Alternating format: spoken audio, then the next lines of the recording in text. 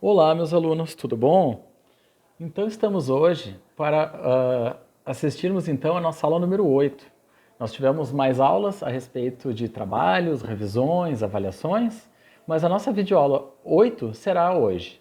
Então, preste atenção no nosso conteúdo, teremos conteúdo novo e uma nova abordagem falando sobre pensamento jurídico hoje acerca do direito natural e direito positivo, certo? Então, vamos lá.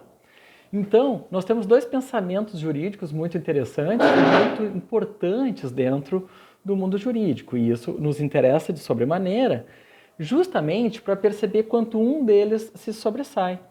Eles vivem em conjunto, nós percebemos essa convivência numa certa equalização. Quando um desses pensamentos se sobressai, é interessante conhecermos as suas características a fundo para que possamos fazer uma análise apropriada. Então, nesse contexto, então, nós vamos complementar algumas coisas que nós já falamos a respeito do direito natural, direito positivo, trazermos algumas definições também, algumas questões de categorias e principalmente a questão das fontes desses direitos, que é onde nós podemos fazer algumas análises um pouco mais profundas, tá? Então, fazendo as críticas justnaturalistas e as críticas justpositivistas. Então, primeiramente, precisamos então considerar o que essas normas éticas representam. Elas podem surgir de três modos distintos, né? Vocês acompanhem pelo material de vocês, o mesmo que eu estou usando aqui para seguirmos o nosso roteiro, certo? Então, ela pode surgir espontaneamente, derivando de costumes sociais, por meio de revelações de grupos religiosos, derivando da vontade divina, e voluntariamente, por meio de decisões que escolham criá-las, certo? Nesse terceiro caso, essa norma ética é chamada de positiva. É uma norma criada de maneira voluntária com um cunho utilitarista, né? Uma questão de utilidade ligada ali. Então, uma norma positiva, portanto, é uma norma criada por decisão de alguém. E seguimos nesse ponto. E aqui eu quero trazer uma ideia, pessoal, de que o ator jurídico, né, a pessoa que atua dentro desse mundo jurídico, e eu prefiro usar ator do que operador, porque parece que o operador ele só opera e reproduz algo já dado. O ator ele age, ele interage com o seu conhecimento, e ao meu ver me parece um pouco mais apropriado e valoriza mais a nossa atuação. Então, o ator jurídico, nós temos uma característica positiva muito forte, positivista muito forte.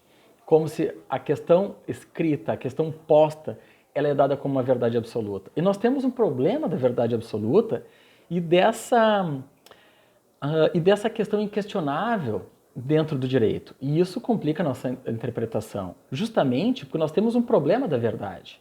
Então, consideramos que nós temos dois tipos de verdade, né?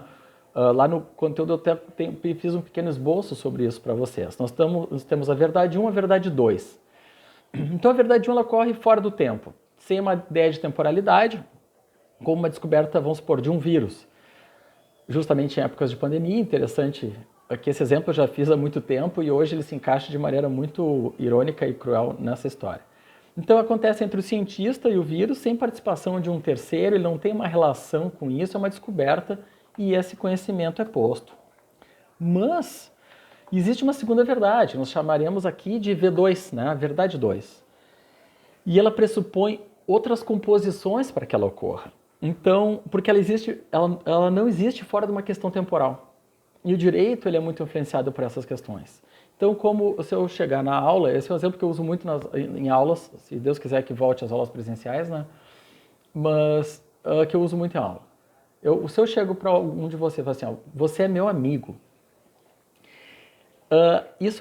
Por isso, essa palavra dizer eu sou seu amigo, você é meu amigo, isso exige um preenchimento temporal. Porque o conceito de amigo ele não acontece sozinho. Ele precisa ser composto por tempo. O conceito de amigo ele é composto por um preenchimento temporal de que nós não nos conhecemos nesse momento. A ideia de amizade ela tem um preenchimento temporal de tempo para que esse conceito ocorra. Então existem as verdades sem a temporalidade e as verdades temporais. Então envolve uma relação. E o direito, as questões humanas e sociais, elas exigem relação. Então não dá para acharmos que o direito é algo duro e desumanizado e asséptico. O direito é uma ciência ligada às questões sociais. E isso precisa ser levado em consideração. Então, a nossa relação no direito ela não é solitária, ela é sempre coletiva. E, por esse motivo, a educação ela não pode ser uma mercadoria, né? Ela tem que ter essa relação entre as pessoas, mesmo que as tecnologias mudem, essa relação não pode acabar, porque senão chegaremos a um ponto de adestramento e não de relação de educação. Nós temos que interagir, certo? Então, qual é o problema da verdade? O grande problema é que as ideias elas se formam dentro de verdades absolutas e essas ideias elas precisam ter uma ideia de relação. Por exemplo, quando falamos de espaços públicos, se fala o espaço público ele é público, ou seja, de todos nós, mas as pessoas lidam com o espaço público como se fosse uma disputa por território. As pessoas entram num carro e ela não tem paciência de esperar alguém numa faixa de segurança, ou de deixar alguém passar na frente, ou de saber que o estacionamento realmente é público. As pessoas tratam o lugar público como se fosse um privilégio seu. E esse privilégio seu acaba transformando um território público como se ele tivesse um quê de privado. Não, o território público ele é público. Então, nós temos que pensar essa ideia de aprender a maneira de enxergar o outro a partir de uma ideia de temporalidade e entender que sim, os problemas dos outros são os meus problemas. Né? Essa questão de compartilhar o espaço, se nós entendermos isso, poderemos falar sobre ecologia, porque nós temos que ter uma noção de coletividade, entender que lutar pelo direito do outro é lutar pelo meu. Se eu lutar só pelo meu e eu conseguir todos os direitos para mim, eu viro um tirano. Eu tirei o direito dos outros e agora eu tenho todos. E a questão democrática é justamente lutar pela liberdade de todos, certo? Então, a ideia de humanizar o direito tem esse certo desconforto, de entender que eu não preciso fazer parte de uma categoria para lutar pelos direitos humanos de outra pessoa. Eu posso me sentir a dor do outro por ser uma característica humana, não própria, mas sempre ligado à coletividade. Então, como dentro dos pensamentos jurídicos entender uma realidade do outro que eu não entendo, mas que a única coisa que eu tenho é que respeitar, eu não preciso entender a realidade do outro, eu não tenho como me colocar no lugar do outro, porque o lugar do outro é só do outro, as percepções dele são só deles, as relações dele com o mundo e com a sociedade são só dele, não temos como nos colocar no lugar do outro. O que nós temos é que acolher essa pessoa dentro do infinito do desconhecido que ela representa frente ao meu eu. Isso é muito importante. Então, suportar as diferenças sem que essas diferenças me afrontem. E isso já parte de uma relação de alteridade muito boa para que possamos viver com um pouco mais de harmonia.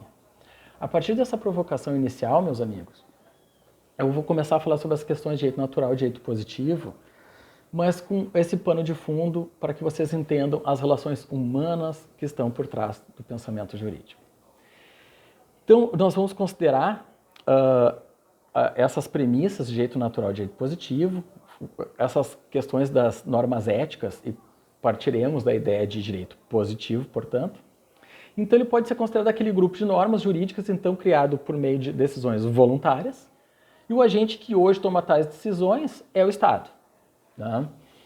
Então, é interessante que existe uma crise legislativa e o brasileiro acha que quanto mais criar decisões voluntárias, legislativas, melhor fica o país. Mas, na verdade, o que nós precisamos é conseguir ordenar isso de maneira harmônica e eficiente, que essas regras realmente causem efeitos práticos na vida das pessoas, que a Constituição constitua direito na vida das pessoas e que esses direitos sejam válidos, certo? Que a Constituição não passe a ser vista como um obstáculo, mas sim como fonte de direitos para as pessoas. A Constituição, se ela é vista como um obstáculo, é porque eu estou procurando um atalho, e esse atalho ele não é constitucional, esse atalho ele não é legal.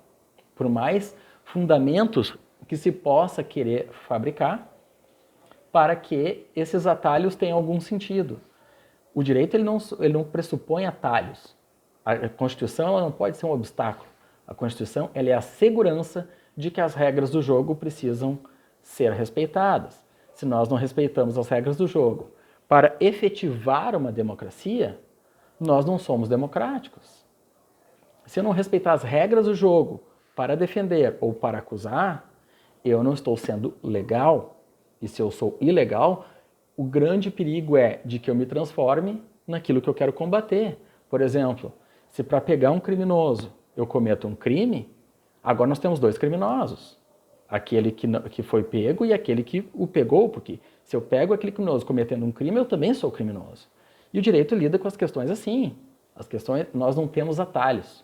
Nós não temos o direito de burlar as regras em nome de respeitar as regras.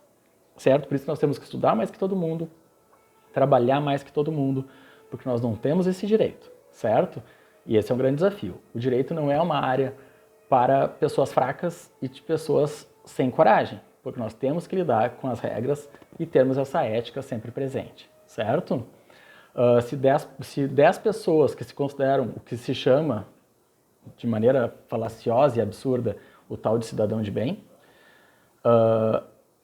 lincharem um criminoso e matarem esse criminoso morreu. Mas nós temos 10 que acabaram de se tornar criminosos também, que estão na rua. Os 10 que lincharam também são criminosos. Percebam? Em busca de uma justiça, tu acaba criando mais criminosos se tu usar o atalho.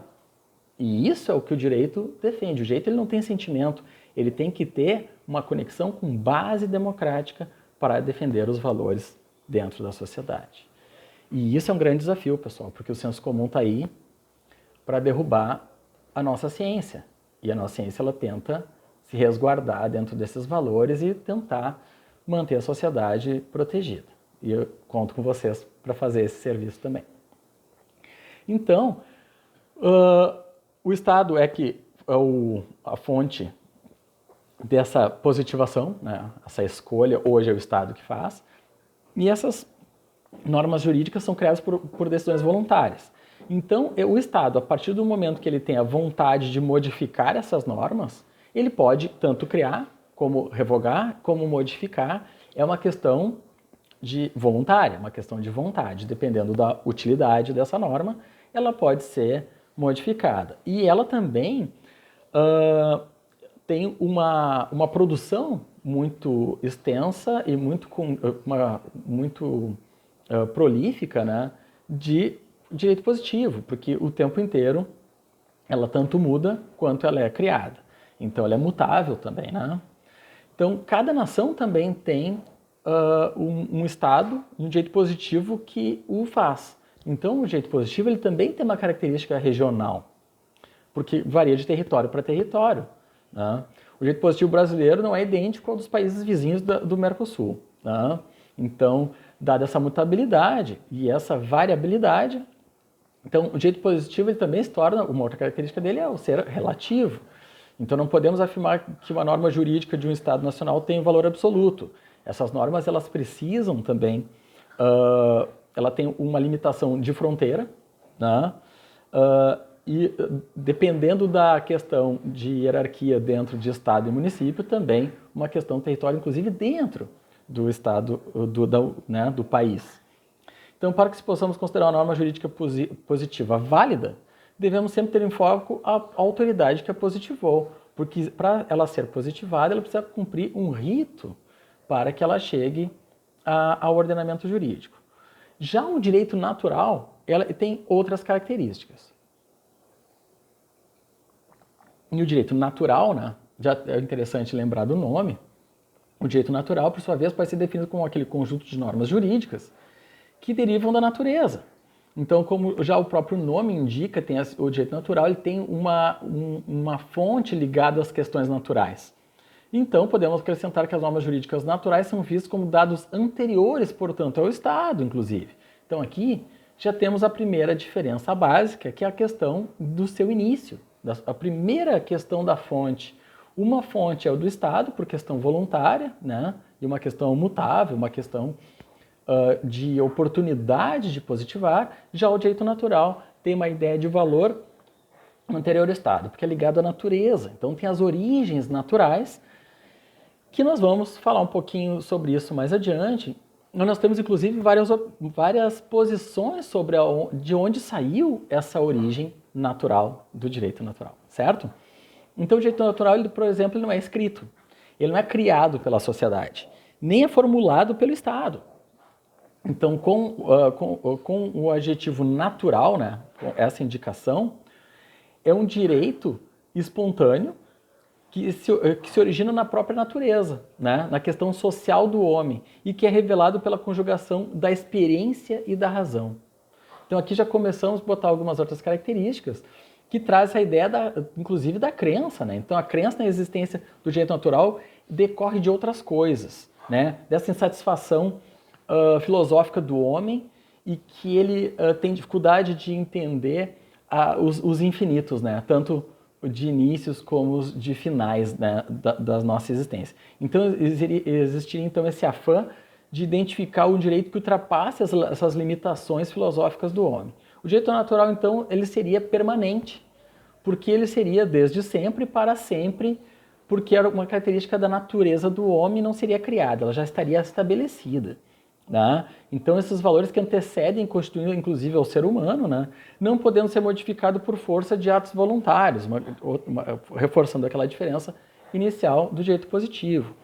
As normas jurídicas naturais se colocariam, então, em um patamar acima da capacidade decisória do homem, e ninguém poderia modificar, né, a questão da liberdade como condição especial da nossa espécie, né, essencial da nossa espécie. E o direito natural também teria uma característica universal. Essa característica de ser um direito universal, porque seus preceitos eles são idênticos em todos os seres humanos. Então ele teria que ter uma universalidade na questão do direito, desse valor da natureza do homem, né? Então, independente das condições culturais específicas, as naturezas básicas do homem seriam preservadas de maneira imutável, né? Permanente e absoluta. Então não poderia sofrer variações regionais. Ainda que o direito natural, então, ele também seria absoluto, né? Ele não, porque independe de uma autoridade, independe de estado, local, e do que o direito positivo possa lhe dar valor. Ele se colocaria no patamar acima disso. Então não precisa se relacionar a nada além de si mesmo, né? Para reconhecê-lo como obrigatório. Uma norma jurídica natural vale simplesmente porque existe, pois é a condição indispensável para a nossa humanidade. De novo, pessoal, eu estou falando sobre dois pensamentos jurídicos, tá? De maneira superficial, tentando explicar um pouquinho para vocês. Está bem mais explicado e um pouco mais extenso lá no nosso texto, é claro. E eles não existem, de novo, eu estou falando de maneira separada, de maneira bem, né, tentando fazer uma separação, né, bem nihilista nessa questão de como se existisse só um ou só o outro, para que vocês entendam. Né? Nós vamos perceber que eles convivem juntos, dependendo da situação. Normalmente, o conjunto de normas jurídicas chamado direito natural é visto como perfeito. Coloca-se um patamar superior ao direito positivo, eivado da imperfeição humana. Então, o direito natural, como se a natureza é perfeita, estaria acima do direito positivo, que é eivado da imperfeição das vontades humanas. Né? Então, transforma-se assim, então, num guia valorativo para o Estado. E o Estado deveria criar normas, né, o mais próximo possível dele. E nessa ideia de direito positivo, direito natural, o direito positivo estaria submetido ao direito natural. É uma questão sempre problemática, então, e a resposta varia quando nós discutimos a ideia de fonte, aonde iniciou, né, de onde brotou essa fonte do direito, né, tanto o direito positivo quanto o direito natural. No direito positivo, nós percebemos que é uma questão de utilidade e uma questão voluntária dentro de um aspecto criador do direito para que ele seja posto. No direito natural, nós temos uma ideia de direito natural ligada à natureza. A partir daí, nós temos os debates das fontes. E aí, não existe um aspecto único. Nós temos debates sobre diferentes fontes, todas elas interessantes, tá? Então, uma resposta seria dada que o direito natural deriva justamente da natureza, né? Então, se as coisas naturais seguem determinadas regras, essas regras deveriam ser obedecidas pelos homens, né? E essas regras deveriam nortear a existência natural do homem. A possibilidade disso acontecer é que o direito natural exigiria que o homem se comportasse como homem na natureza, E a natureza do homem, ela justamente ela se modifica por seres racionais, por seres que acabam criando cultura, né? Ele cria uma cultura própria dependendo das suas necessidades, da maneira de viver, das suas questões psicológicas, biopsicossociais, né? Todo aquele conjunto psicológico de como ele se complementa. Então, tratar os homens simplesmente como uma questão animal, né? Uma questão de natureza, também teriam problemas.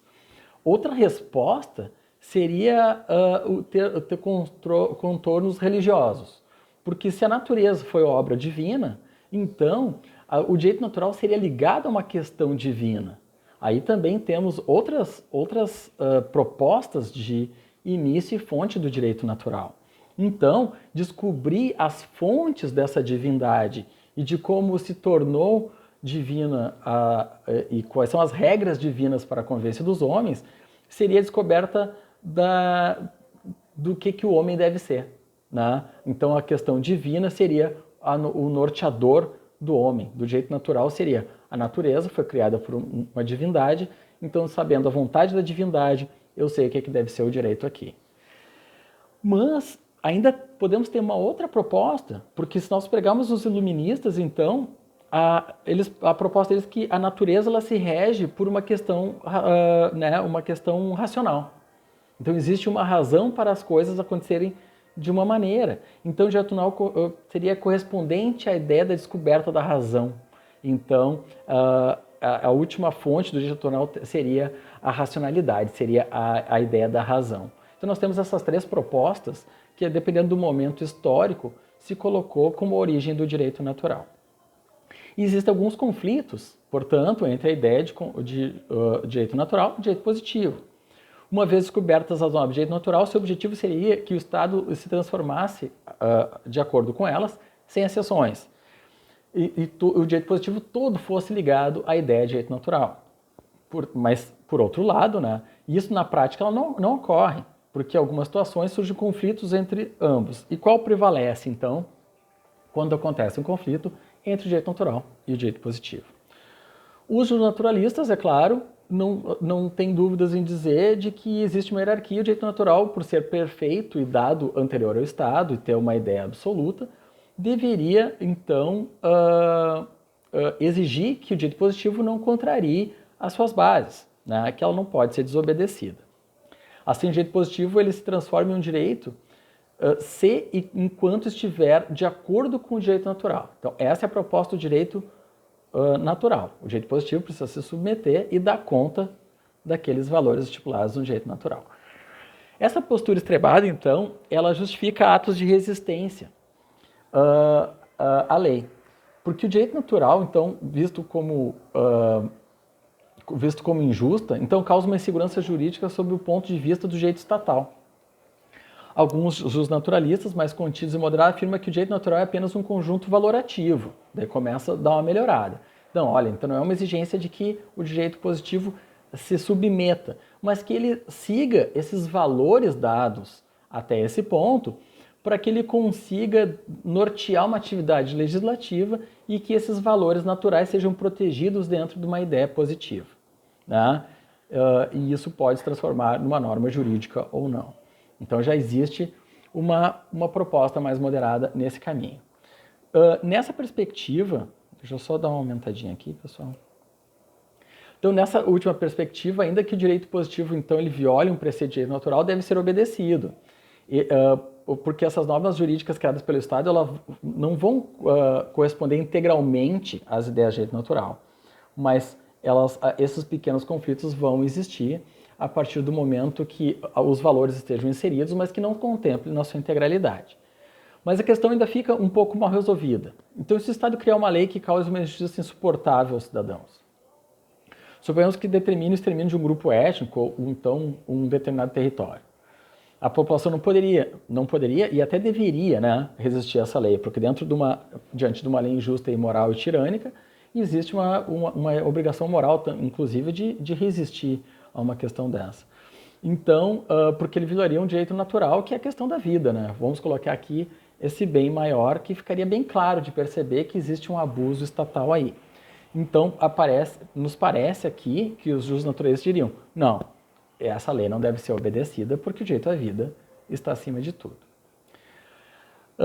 Nem todos os estudiosos do direito possuem essa questão de bem e mal, né, totalmente dividida, né? Então, nessa dicotomia entre direito positivo e direito natural. Então, muitos adotam essa perspectiva onde essas normas éticas criadas, elas precisam ter uma harmonia entre esses valores, que elas possam existir de maneira apropriada. Já a corrente mais positivista, ela prega que as normas jurídicas são aquelas positivadas pelo Estado e não dependem de critérios externos a elas, como moral, costume, religião ou direito natural. Sempre que uma norma jurídica for criada de acordo com os procedimentos previstos pelo Estado, de acordo com os ritos e fontes dadas dentro do ordenamento, ela é considerada válida e deve ser obedecida. Também esse positivismo radical ele também é problemático, porque não é só porque a norma exista que esses valores não devem ser considerados. Se nós formos ler o nosso preâmbulo, que é o que eu pedi para vocês lerem tanto na nossa primeira parte do semestre, vocês vão perceber que é justamente essa ideia de valores que estão lá no início, do tipo de sociedade que nós prezamos, do tipo de os valores que nós tentamos proteger, estão lá. E eles estão positivados a partir dali. Então nós temos realmente um conjunto de direito natural, direito positivo, com essa influência de valores naturais dentro do direito positivo.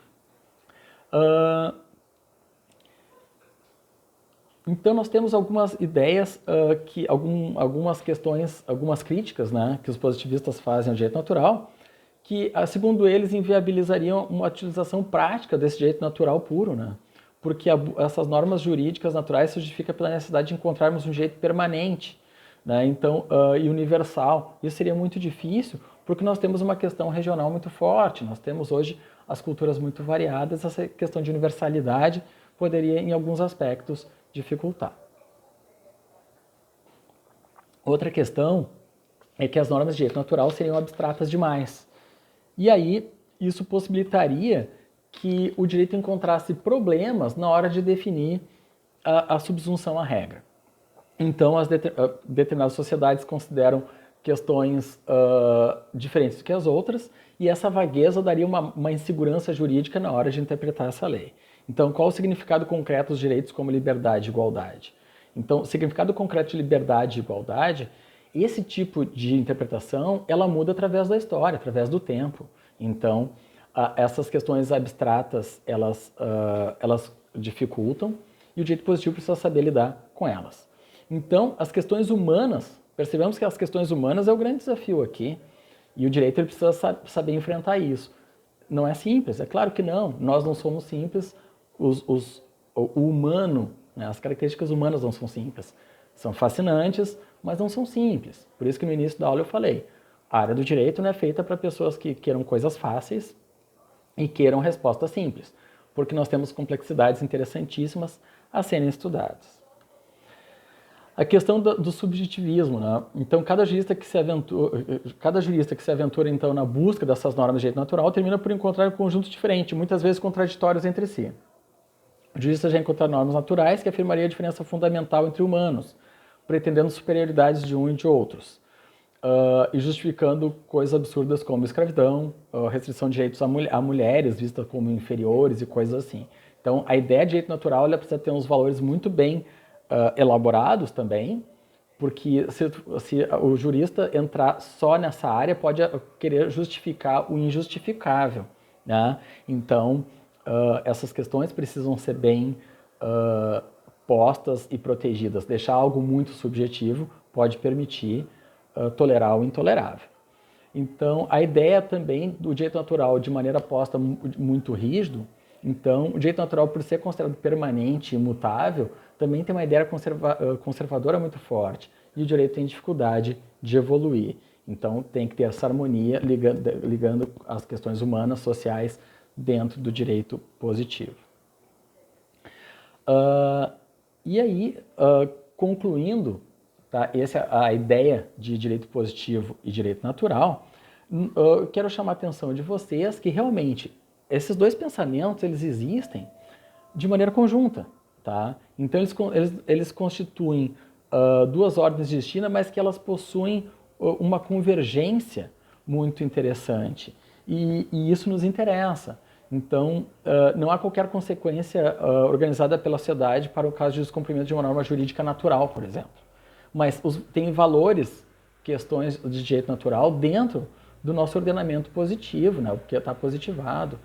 Como que nós vamos querer achar que foi por utilidade e foi por conveniência que resolvemos valorar com a força que temos a questão da liberdade ou de proteção à vida? A liberdade e a vida são valores inerentes ao homem. Isso aí tem uma questão de ancestralidade muito grande. Discutir onde é que está a origem, onde foi, que momento nós escolhemos que a vida e a liberdade é importante.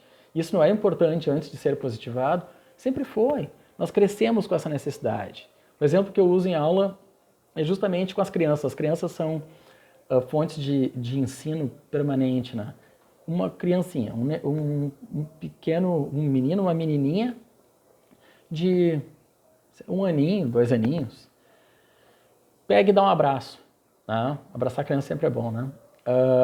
Pega e dá um abraço nessa criança e segura ela. E continua.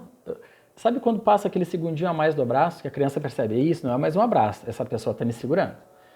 Essa criança ela vai tentar se soltar e vai sair dali, ou vai chorar, ou vai reclamar. Porque essa questão de conter, essa questão da liberdade, ela nasce com o homem.